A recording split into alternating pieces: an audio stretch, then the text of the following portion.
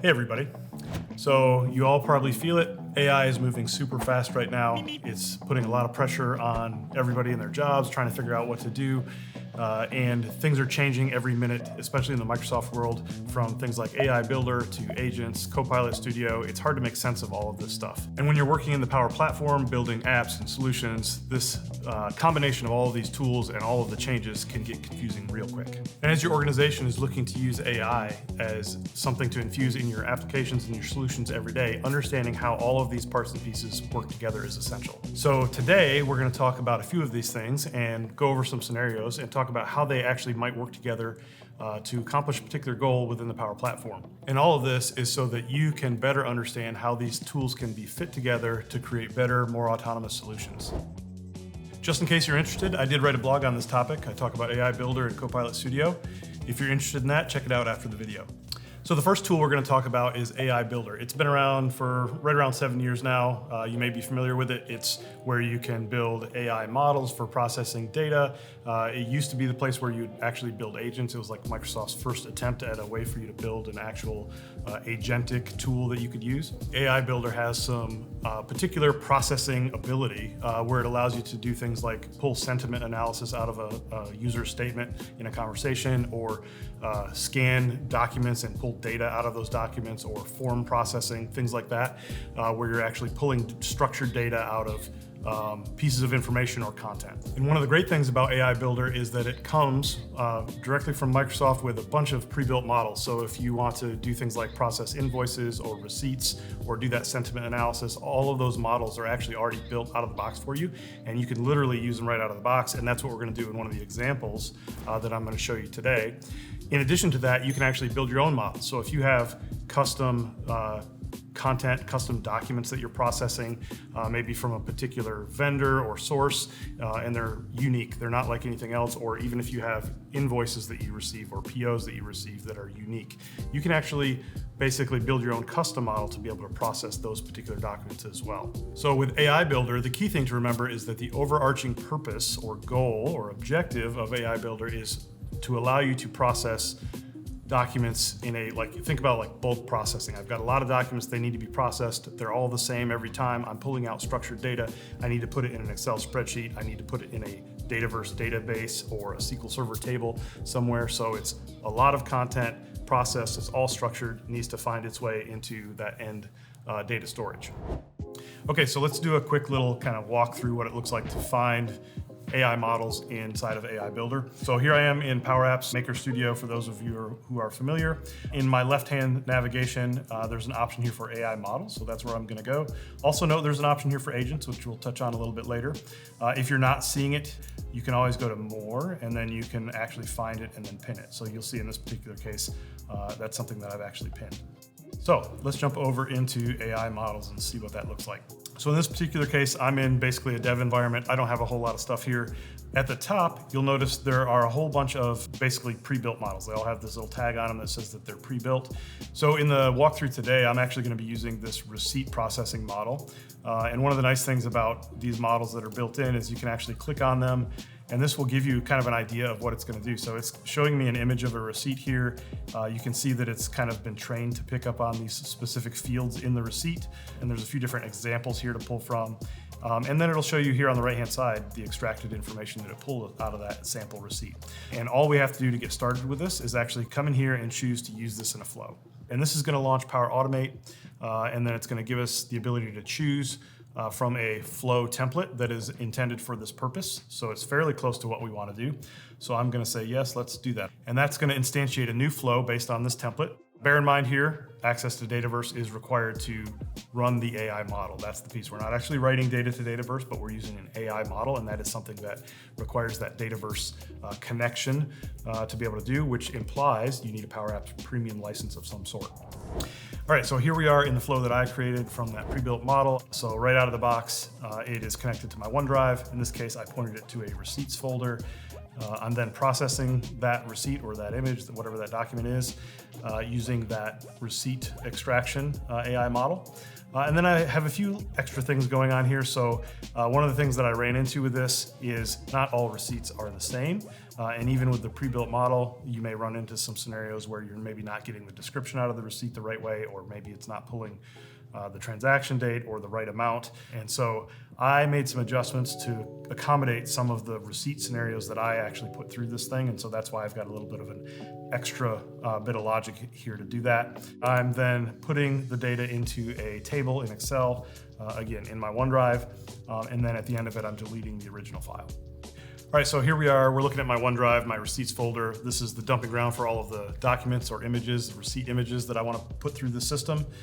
I also have a spreadsheet, so just a simple Excel spreadsheet that I've got in my OneDrive in another location, which is intended as a place to capture all of this receipt data.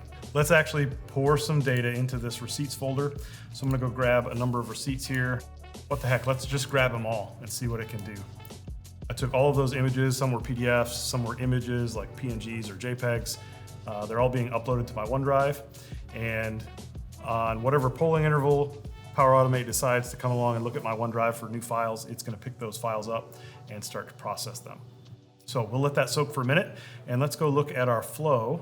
And we're actually gonna start looking at the run history to see if this thing's actually running. All right, so we see there's a whole bunch of active runs. So it started to pick up my files, and we should start to see some of these succeed as the moments pass. Yay! Okay, so now that we've actually processed all of those documents, let's go look at OneDrive real quick and just refresh. We'll see that those files should have been deleted. That's a good indicator that something actually happened. And they have been deleted. So now let's go take a look at that data that we sucked into our Excel file. And there it is. So we see our amounts, our transaction dates, the vendor is pulled out, and then we have a description, that came out of the receipt in most cases. Okay, so let's just take a quick look to see what this actually did in some of these cases. So I'm gonna jump back into Power Automate, and I'm just gonna go pick on one of these runs randomly.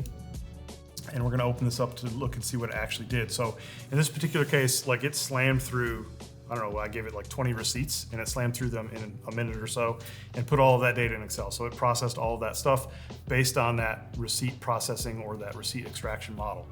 So again, in this scenario, I'm very prescriptive about what I wanted it to do. So this isn't like I let AI figure out what to do.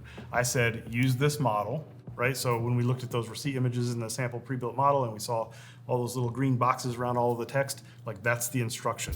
And I chose that model, so I told it, I want you to execute that model on these documents. And that resulted in data in my Excel file. And the reason that this is valuable is because, as you just saw, I slammed through 20 receipts in about a minute, and it took all this data and put it in Excel. Think about your scenarios. You could just as easily enter that data into, an organization-wide expense spreadsheet. Maybe you could integrate with your time tracking or your expense management software. All of those things could happen, and you could literally just dump those files in. It sucks all of that stuff out. You're not, scanning an image and then typing something into a spreadsheet or putting it in an email and somebody has to extract it. This is automating all of that in bulk. That's the basics of AI Builder and using an AI model to process data. That's something that's going to be really good at bulk processing, creating structured data from whatever that content is, as an example in that extraction scenario. And that's a fairly common scenario. But now we have new tools on the scene. So we have Copilot Studio, and we have a number of other tools or ways to help users process data. And so in this case, we're gonna help them process receipts. Let's take a look at what some of those might look like. Let's take a look at what it means to get into Copilot Studio. There's probably a couple different ways, but one of my preferred methods, since I spend so much time in the Power Platform and I connect all of the things that I do to something in the Power Platform most of the time, is to go in through make.powerapps.com. And so here I am in Power Apps, basically home. And in this case, instead of going to AI models, I can actually go to agents. And right away, this is well, this isn't any different. This is still just Power Apps. Yeah, it is. But if you want to create an agent or start from blank, you can do that. And this is going to immediately jump you over into Copilot Studio. All right, so the setup here is basically the same scenario. I've got receipts that I want users to be able to process, and I want to see what that looks like using a Copilot agent to do that, as opposed to just a pure AI model and a Power Automate flow. So here I've actually already created an expense processing assistant agent. And in this case, I actually used AI to build the initial version of it. I'm like, hey, I want to process receipts that users upload, and I want to put the details of those receipts into an Excel spreadsheet. And so it kind of like built the first version of it, and then I had to like wire up some things and connect it. But let's take a look and see what that actually looks like by opening the agent. Right off the bat, there's a lot here. So if you're looking at this agent, you're like, oh my gosh, there's so many things. Yes, there is. Overview is one of the places you're going to spend most of your time. So this is kind of telling you what the agent does. This is the thing that happens when you first prompt and say, I want an agent that's going to do this. That stuff kind of gets more or less plugged in and massaged into this overview. So for example, these instructions were actually derived from the prompt that I gave it. So I gave it a prompt that was like 2 or 3 sentences, and then it basically turned that into this. And so then in the future, if I want to come back and adjust how this agent behaves, the easiest thing for me to do is actually come in and edit the instructions here and give it some additional instructions. There's a ton of other things up here that are actually fairly important, knowledge being one of them, tools being another. I'm not going to go through all of that stuff in this video. It'd be too exhaustive. We'll save that for another one. If you're interested in that, post a comment. For now, for the purposes of this scenario, I've got some tools that I want to talk about. So specifically, there's kind of 3 categories here that I want to highlight. The first one I'll highlight is Work IQ. So this is something that is kind of there, and you can add in it, like it'll prompt you to be like, hey, add Work IQ, which basically means make the agent aware of all of the things that might be useful that are inside of the context of my work. So things that I have access to as the user inside of my organization. So think Teams, SharePoint, maybe your email, like all of those things that it could potentially have access to. In this particular case, the 2 tools that I really wanted to play with here were adding a row to a table. So this is how I actually enabled this agent to add data to an Excel spreadsheet. And this is configured very similarly to adding a row to a table in Excel using Power Automate. Not too complicated. You connect it and then tell it, what to do. And then the other one here is actually more interesting. This is a process receipt flow or agent flow that I created. The reason I added this is because I was playing with this agent a little bit, sending some receipts in and getting interesting results, really good results. But I realized that the agent was doing things on its own and was not actually using the receipt model. And so I wanted to have a scenario where it would actually explicitly use the receipt model to see if the agent would behave differently overall with or without that receipt model in place. And so that's why this particular tool is here. So then if we skip back to the overview, you can actually see here on the overview also below the instructions, you'll see knowledge, but then you'll also see those tools are made available to this as well. And so then once you have those in place, you're actually ready to test your agent or run your agent. So now we're going to test it, but I'm not going to test it here. I'm actually going to really do it in Teams. So in this particular scenario, I've actually taken this agent. I've already deployed it to a couple different channels that I want, one of those being Teams. In this case, you'll see it right here on the left in my nav. It's my expense processing agent. It's got that nice little $sign there. So in this particular case, we can see some history that I've already sent some receipts in, but here I am going to test this again. In this case, I'm going to send in a receipt at a time. So I could dump a bunch of them on it, but I'm going to send in one at a time and kind of see what this does.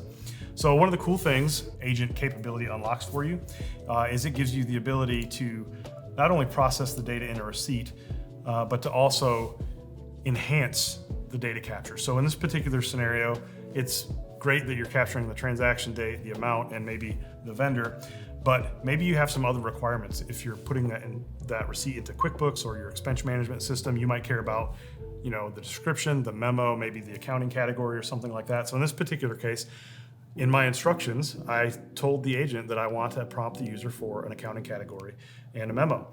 And so in this particular case, it's showing the user what it was able to read out of that receipt. So I've got my amount, my description, the date, all good things here. And then it says, what category should this be in? And please provide a memo. The great thing here is this is an agent. And so you can actually do things like, I don't know what category I should pick. And so it's going to give me a suggestion, and that's like really helpful. All right, so it actually made a recommendation here for me. It's like software subscriptions. This sounds like a good category to use. So if that sounds good to me, I can say, yes, please use that category. Oh, and now I still need to provide a memo, so I'm simply going to say this is my monthly Calendly subscription. with a misspelled memo. So this will be really cool to go look in my Excel spreadsheet and see if AI fixed the spelling. That would be cool. That's like an extra test, bonus. All right, so it's asking me if everything looks okay. And if it does, it's ready to send it to the spreadsheet. All right, and there is the follow-up. It says your expense has been recorded successfully. So let's go take a look in Excel and see what that looks like. Okay, wow, this is actually pretty cool. So here's this same receipt. Here's the one that we pulled out of AI Builder earlier. It's for $107.50. Here's the one that we enhanced with a category and a memo, so that's really cool. Notice that it actually corrected the spelling of monthly, so that's a bonus. And it's got a much better description, so it pulled in some additional information from that receipt. This is one of the things that was like a little bit telltale to me when I was playing with this agent, which is why I wanted to force it to use the model to see if it would self-correct. One of the things that I've noticed is that using generative AI actually does a better job with or without the AI model in place, which begs the question, do I really need AI models? I think yes, there's probably still some scenarios where you will need them, but the fact that this can do a better job on its own, both of correcting spelling issues and then even solving some other problems. So the other one that's here, if we look at this particular receipt item, you'll see the vendor is actually Bulk Digital. That's us. We're the ones who made the purchase, and I know that's not the correct vendor. I happen to know which receipt that is, and I'm actually gonna feed that into the same agent again. So let's go do that. All right, so here's that receipt. So again, feeding that to the agent. All right, so first things first here is kind of cool. This thing actually caught that this receipt was duplicate. I did not tell the agent to check for duplicate receipts. It kind of did that on its own. So that's generative AI at work. The other thing that's going on here is that this agent was told explicitly to use the receipt processing model to process the receipts, but it still took a deeper look and fixed up some things. So not only did it fix the spelling error in my previous one, but in this case, it actually picked the right vendor without me having to figure it out. So that's really cool. Okay, so in this case, I'm gonna tell it to proceed anyways, and then it's gonna prompt me again for a memo and a category. And so in this case, our category is gonna be monthly subscriptions, and I'll make the memo simply forecast monthly subscription. And we'll tell it to go ahead and save our receipt. And there we have our confirmation. If we wanna take a quick look over at our Excel spreadsheet, we'll see that Bending Spoons receipt comes in for $58.50, correcting the previous one that picked up the wrong vendor. So that's super cool. So as you can see, agents are a powerful tool for not only allowing the user to access the power of AI and building structured data through whatever processing model you want to use, but you can also enhance it by engaging with the user to capture more information, and then honestly just fixing things up and making them better overall. All right, so let's just quickly recap. AI Builder is going to be good for processing bulk content. So in this scenario, receipts, we're feeding it a bunch of receipts. If you need to take all of the content from those receipt images or documents and feed them into a spreadsheet, and you've got a lot of them, it's a great tool for that. It's gonna suck all of that data in pretty easily. As you can tell, if I'm using an agent, we're gonna allow the user to upload a receipt at a time. I could have uploaded more, but then you're typically gonna have that agent ask the user questions. It's gonna say, does this look good? Do you want me to save this to your Excel file? And so that slows the process down, but you can take advantage of that slower process to enhance the data. And so in this particular scenario, it makes perfect sense to capture additional information like expense category or memo. And then just one final reminder, all of those things that you can do with something like AI Builder, access to those models to assess sentiment or process a form or extract content from an image, you can access those from your agent by simply adding a tool that's going to explicitly use those models. So you can kind of have the best of both worlds, provided you have that Copilot Studio at your disposal. All right, so that's the basic differences between the two. Hopefully that gives you kind of a good juxtaposition. You can kind of assess when you should use one versus the other, or when you should use both. If you're interested in more of this type of content, feel free to comment. We're always interested to hear about your scenarios as well, like how you're using the tool. And if you want to see more of this, don't forget to like and subscribe, and we'll see you next time.